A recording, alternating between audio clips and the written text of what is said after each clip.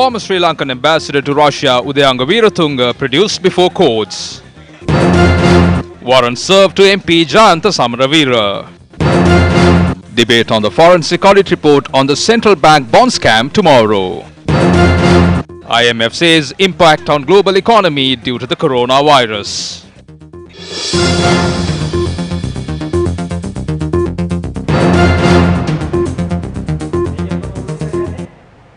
Right, good afternoon. You're watching Lunchtime News on TV1. For the Newsfirst team, I'm Yuki Pasha. Starting off with your lead story for this afternoon. Former Sri Lankan ambassador to Russia, Udayanga Weerathunga, was produced at the Fort Magistrates Court. Fort Magistrate Rangadisa Naika last Friday ordered the former ambassador to be remanded until today. Udayanga Weerathunga was arrested by the Criminal Investigations Department upon arrival in the country from Muscat after he was deported from Dubai. Now, the former ambassador to Russia is wanted by Sri Lankan authorities for his unlawful interference in the purchasing MiG fighter aircraft for the Sri Lanka Air Force from Ukraine. Udayanga Weerathunga was named a suspect in a case filed over the matter for embezzling millions through the deal.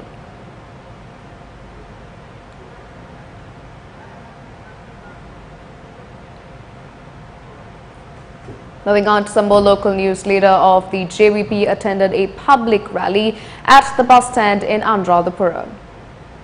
They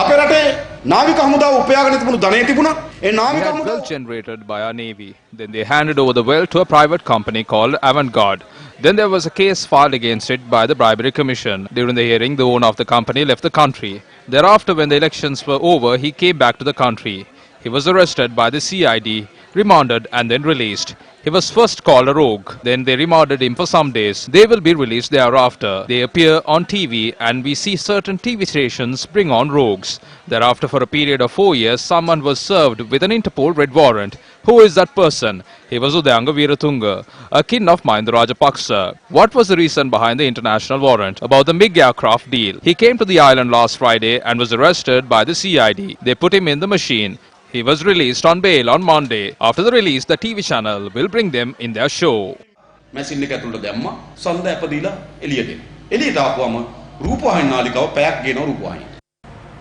Following are the views expressed in the political arena regarding the government. It has been 3 months since the government came to power. However, there are no signs of the village being developed. We are just minding our own business. The Prime Minister was appointed. Your opinion is that we got nothing.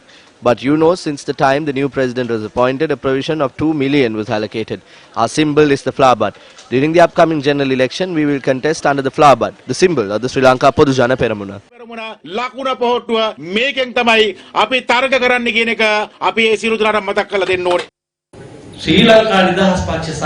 When the people who helped Mahinda Rajapaksa and the SLFP betrayed him and the party, we were the ones who brought him back to politics. We fought till he was brought back to active politics. We filed 8 petitions at the Supreme Court. We fought legally when the policies that are detrimental to the country were brought forward. We stopped the VAT for a period of 3 months when the act was put forward through the judiciary. We went to the judiciary and amended many acts related to taxation. In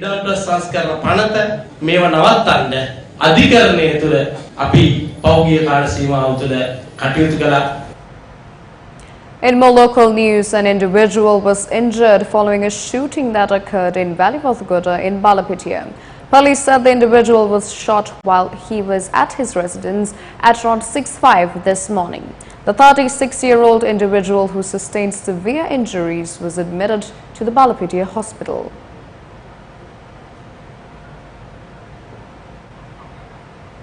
Meanwhile, market opened positively but lost altitude due to the selling in select shares.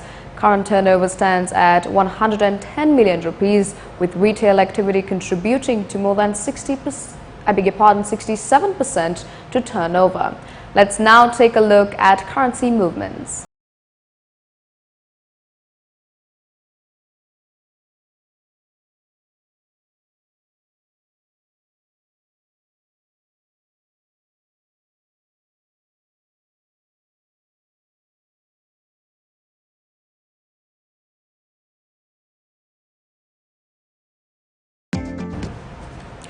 The adjournment debate on the report of the forensic audit report on the central bank bond issue will be held tomorrow.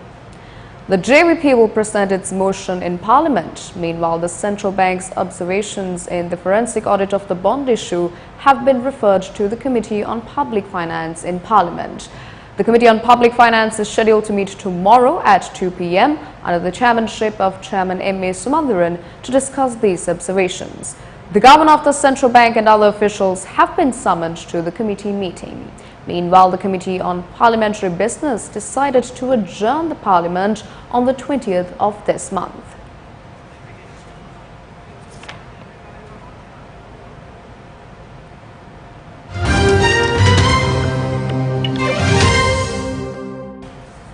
While reminding our viewers to tune into our English primetime news at 9 to 9 for a comprehensive report on the day's events, we now cross over to Senitha Senanaika, who is standing by at the newsroom to bring you the very latest international news. Thank you, Portia. Now, good evening to all our viewers. Moving on to taking a look at your international news. The head of IMF said yesterday the coronavirus global epidemic could damage the global economic growth this year, but a sharp and a rapid economic rebound could flow. Moving on to news from North Korea, many North Koreans celebrated the 78th birthday of their former leader Kim Jong-il, the father of the current leader Kim Jong-un, in Pyongyang yesterday. And moving on to some news from Great Britain, many properties in Welshtown was destroyed by floodwater when the River Wey broke its bank. Taking a look at some interesting news from India, the Buffalo racer who has been compared to Usain Bolt after apparently sprinting for 142 meters in 32 seconds was assessed by the sports authorities in India. Portia, back to you. Thank you, Senitha. Moving on to your sports news, England beat South Africa by 5 wickets in the third and final T20 international in Centurion yesterday. In the process, clinched the series 2-1. In a high-scoring clash, batting first, South Africa scored 222 runs for the loss of 6 wickets in their allotted 20 overs. Proteas skipper Quinton de Kock and Themba Bavuma continued their dominance for the third consecutive time in the series, putting on 84 runs for the first wicket. Quinton de Kock scored 35 runs while Themba Bavuma scored 49 of just 24 deliveries. The knock included 6 fours and 4 sixes. David Miller scored 35. Tom Curran and Ben Stokes took 2 wickets apiece. Chasing a target of 223 runs, the first wicket partnership between Jos Buttler and Jason Roy was limited to 15 runs. Jos Buttler scored 57 of 29 deliveries with 9 fours and 2 sixes. Johnny Bairstow top scored with the Englishman with 64 runs in 34 deliveries with 7 fours and 3 sixes. England skipper guided the visitors with an unbeaten 57 runs off just 22 deliveries with 7 sixes. For South Africa, Lungi Ngidi took 2 for 55. This match also marked as the highest run chase by England in a T20 international, while it entered the record book as the 4th highest successful run chase in the T20 international. And with that, it's a wrap of lunchtime news. Join us again at live at 55 for more of the very latest.